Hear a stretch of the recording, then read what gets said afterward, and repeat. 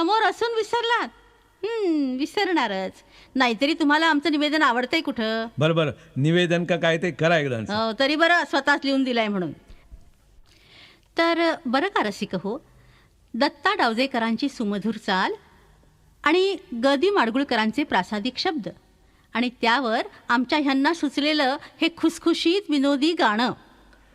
श्रवणीयता कमी पण प्रेक्षणीयता जास्त. बरं का, श्रवणीयता कमी पण प्रेक्षणीयता जास्त असं गायन करणारी एक काल्पनिक कृष्णाबाई, तिच्या मैफिलीचं हे वर्णन. संथ गातसे कृष्णाबाई, संथ गातसे कृष्णाबाई, गीतामधल्या स्वरतालांची जाणीव तिजला नाही.